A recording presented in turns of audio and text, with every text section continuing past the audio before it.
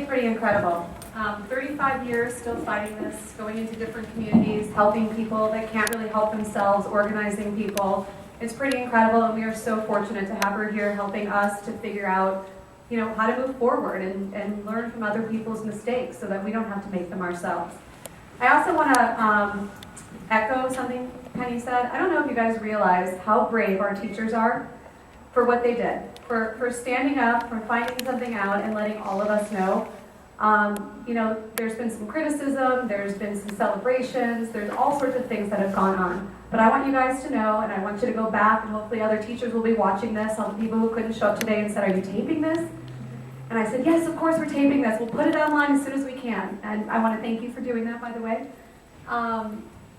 We are so grateful to you guys, and we are very proud of you, and we're honored that you're our teachers. Our kids love you guys, and this is what you've done is just incredibly brave, and we're going to keep reminding you of this because I know that it's hard. I know that it's stressful at school right now. I know everybody's worried, and things have been shaken up at school, but we're behind you, and we're all doing this together now, and we're going to do whatever it takes to ensure that you and our children are safe because that's what we have to do.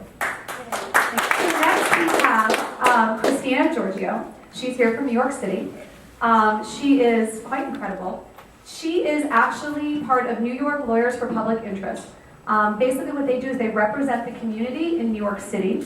They've been dealing with PCBs, I think was originally found, if I'm correct, in 2008. She has represented the public and represented the community, and she's helped them to ensure that New York is testing and they are removing things.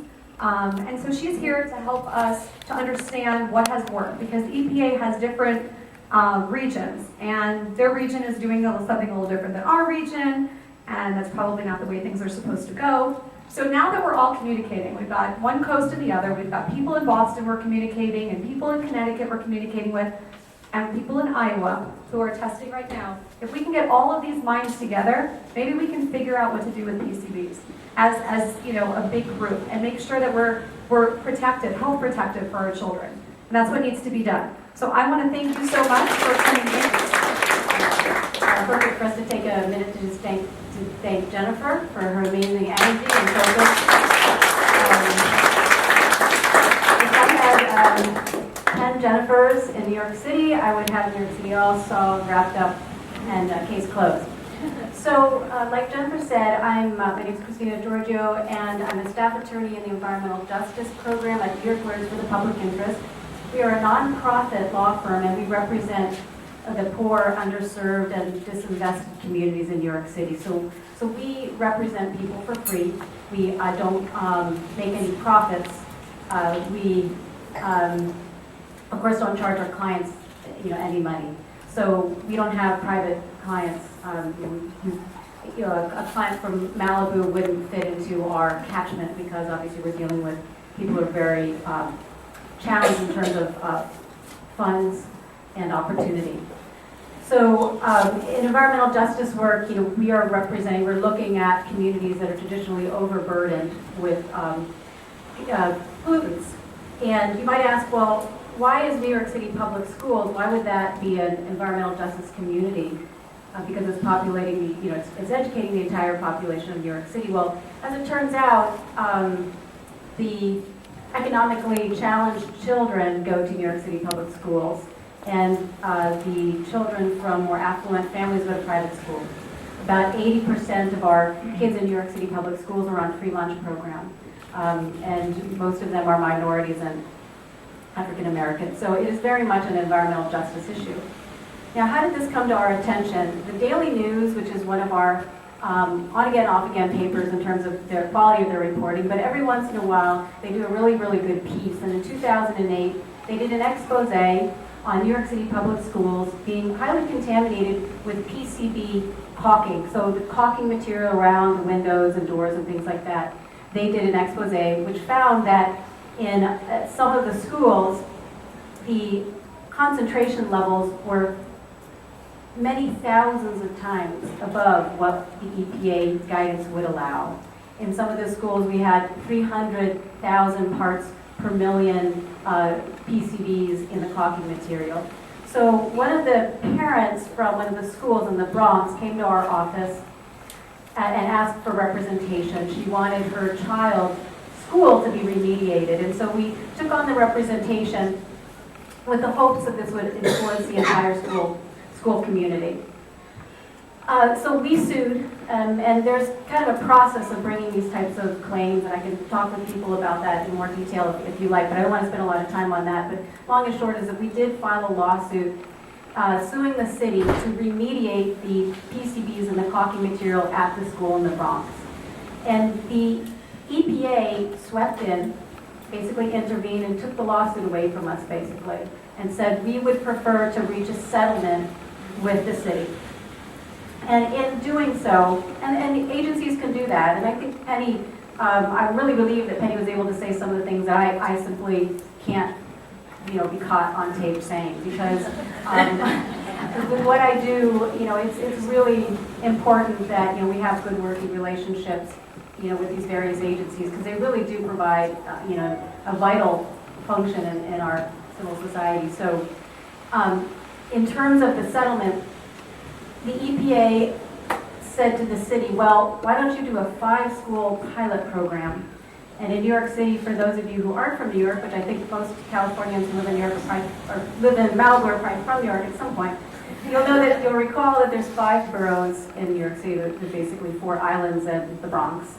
And they said, well, we'll test study one school in each of the boroughs. And so they started the pilot program in 2010.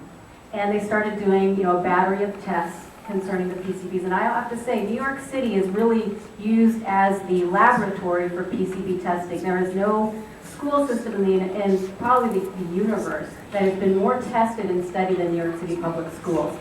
And in New York City, we educate over 1 million children. And that's a lot of kids, right? That's, countries in terms of the obligations that our schools have. Now, the pilot program, they started doing the testing, and the air samplings were coming back with really shockingly high PCB concentrations. And people were saying, gosh, there's just no scientific way that this could be from the caulking material. The concentrations in some cases were 50 times above EPA guidance. And this is for kindergartners. So as it turns out, they started looking for other sources.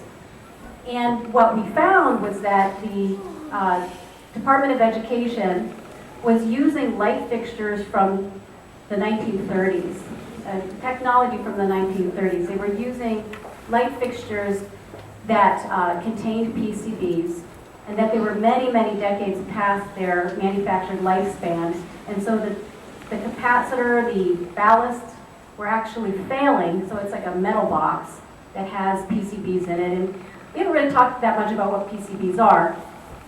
I'm sure you're learning more and more about them every day, but PCBs are produced by Monsanto, and they are fantastic at what they are intended to do. They are great elasticizers, they are great insulators, so they really help things not catch on fire. They really help caulk stay elastic.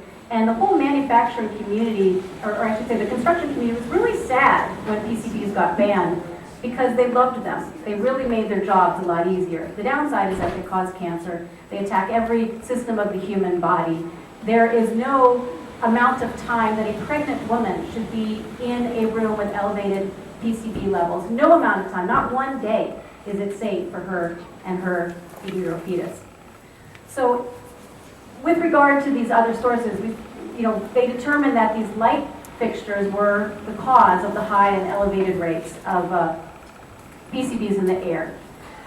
And so we thought, wow, that's great. We've got this really solvable problem. We'll remove all the light fixtures in about 3,000 schools, and we'll have a dramatically reduced PCB concentration in the air. Well, that's not how it turned out. Mike Bloomberg said, no, I'm not going to remove those things. You can't make me. There's nothing in the law that makes me go and look for leaking light ballasts. And I hate to say it, but he was actually right.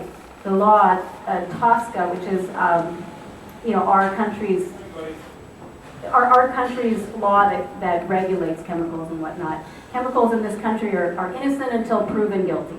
So there's really no, bill of health or risk assessment, health assessment that is done on chemicals. You only learn that after people start getting very, very sick from them. So Mayor Bloomberg didn't want to remove these light fixtures. And so we mounted a citywide campaign to shame him into coming up with a timeline. And it was pretty successful, and he finally came out with a 10-year timeline. A 10-year timeline to remove toxic light fixtures that in one case literally dropped pures, a million parts per million PCBs on a fifth grader's arm on her first day of school. She sat at her desk doing some math and PCBs dropped right on her. That wasn't enough to get the city, the Department of Education, to move on this. So we sued again, and this time, thank God, the EPA did not intervene. And they did intervene, although they wanted to. People at the EPA wanted to intervene, and they wanted to do more. But political pressure was brought to bear on the EPA to stay out of it. So New York Lawyers for the Public Interest basically stepped into the shoes of the EPA and prosecuted these violations of environmental law. And it was a very, very difficult fight. And we had to mount what we call community lawyering at New York Lawyers for the Public Interest, where we not only litigate, we lobby. I'm a registered lobbyist, so I hate to admit, but I am. And we also do grassroots campaigns. And so we mounted a very rigorous, vigorous campaign that any single time something happened at a school, and they were happening frequently, these light fixtures were exploding, and emanating smoke into the rooms. In some cases, like kids were being dropped on, PCBs were falling onto desks and things like that. Whenever something would happen, we would have a news crew out in front of that school having press conferences. And so we had a lot of coverage that was very helpful. We passed a couple of laws, and I think that, Penny made a great point. Parents have a right to know, but they rarely, they have a moral, and people say, well, gosh, parents don't, that's not the law that you have to tell parents if their kids are going to a contaminated school. It's actually not. It's really rare that you find a municipality that has a law that requires the Department of Education to inform parents of what's going on in their children's schools. So with the campaign, we passed some parents' right to know laws that forced a level of transparency on the DOE that was very, very helpful. And it was also very helpful for our campaign because, lo and behold, they like to break the law. They broke it all the time, and that got us back in the newspaper again. You have to have a reason to get it in the newspaper, and the DOE breaking the law was helpful. So, there's a lot that went into this campaign, but with our litigation, we did survive what is called a motion to dismiss. The city moved to dismiss our claim on 14 different grounds, and the two federal judges smacked the city down, issued a 26-page judicial shaming of the city and said, this is outrageous that you want to take 10 years to remove these light fixtures.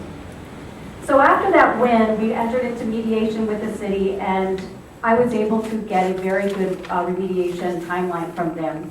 And all the light fixtures, over 1 million light fixtures, are going to be removed and replaced by December 31st, 2016. So that's really, a very tightened timeline. Yeah, it was wonderful, but it's a shame that they're still there. But the reality is you can't blink and have these light fixtures gone. They have asbestos in them. It's complicated. It's a complicated process. But the city's doing a good job, I have to say, with regard to that. Now, with regard to the caulking, and I told you that the EPA had swept in and settled it. So this pilot study, while I'm litigating the lights, the pilot study is ongoing. And we're at the point where they finished the pilot study and they've issued a report about these other contaminated sources. And that's really what's most relevant to this community here, is what have we found out about the remediation process and prospects for PCB contaminated caulking, soil and other materials. And I have to tell you, it's pretty bleak. Remediating caulk is extremely difficult because PCBs migrate. They migrate into what's called a substrate. So in our case, what they have found is that when they remove all the caulking material, remove it, wipe it clean, and they replace it with brand new PCB-free caulk. Within a matter of weeks, it is just as contaminated as the caulk that they had removed.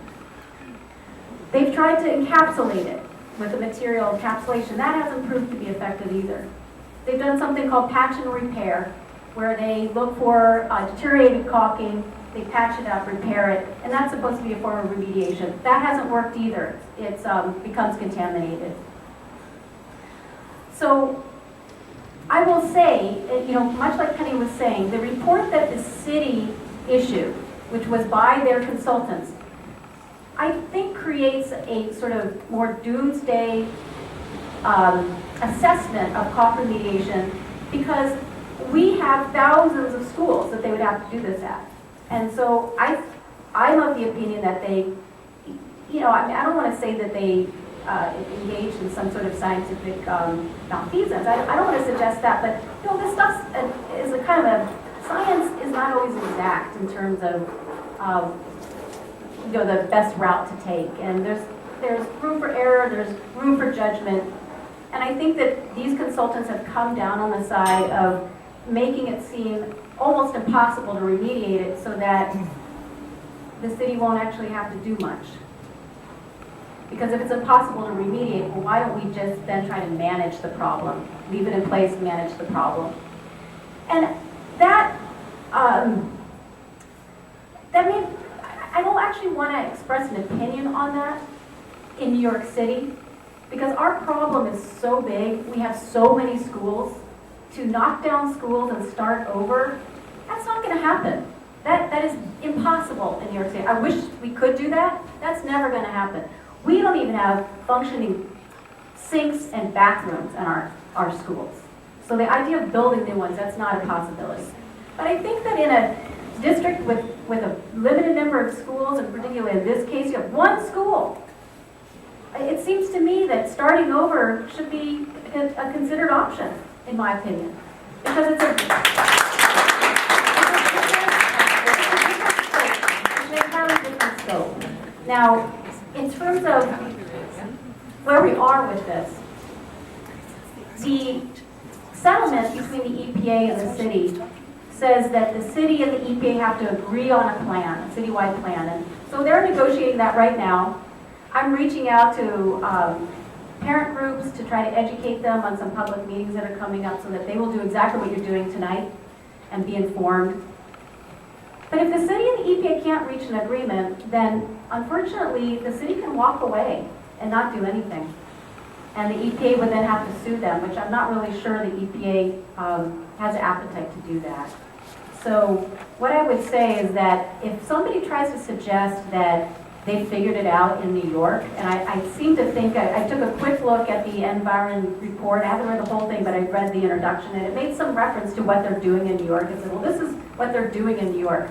We don't know what we're doing in New York. I'm trying to tell you, I'm the lawyer working on this. I'm actually the monitor. I monitor the city with regard to what it's doing with those light fixtures. They send me reports every 6 months, and I say, okay, doing good, keep going. Or, oh, I'm going to bring you to court. You're behind schedule. So if I'm here to tell you, we don't know what we're doing. And it's unclear what is the best route, but I think that erring on the side of children's health, erring on the side of teachers' health and all the staff that's in these schools, and I'm particularly concerned about the staff because our kids are more vulnerable because they're young, but they're not in the schools for 35 years. Teachers are in those schools, sometimes 35 years. That's long-term exposure. And I think that a lot of the science out there deals with short-term exposure. We're talking about long-term exposure. So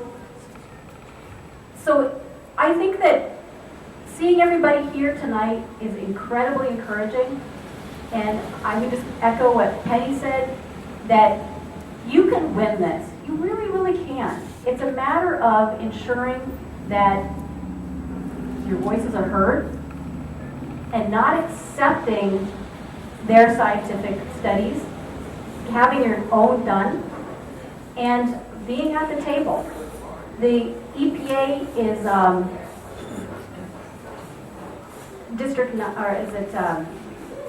Region 9 is, is having sort of a different approach than Region 2 or where our EPA is. But I would say that to the extent they're looking to New York for answers, there really aren't answers in New York right now. So if you're just hearing that, you have it from, the horse's mouth. New York is unresolved about the caulking.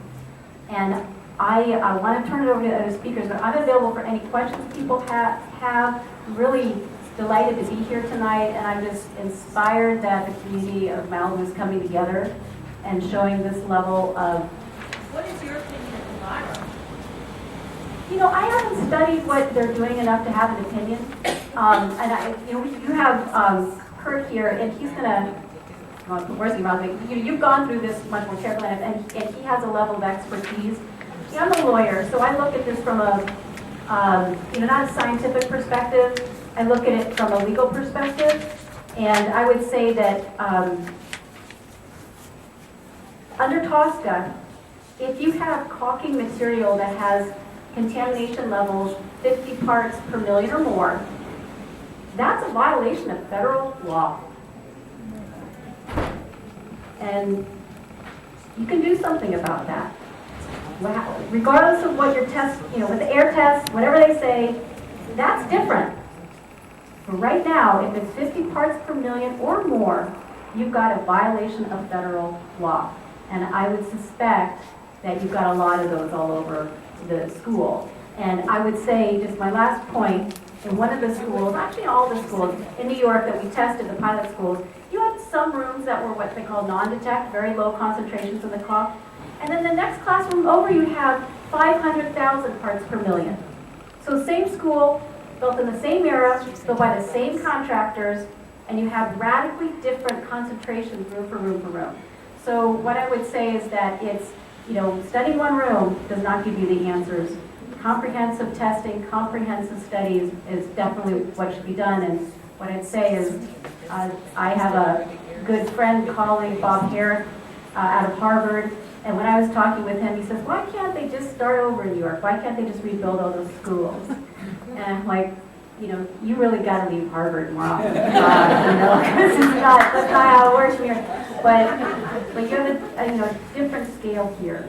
And so with that, I'll just congratulate all of you on your dedication and just trust that if there's anything we can do to answer and give technical assistance, we will certainly be happy to do that.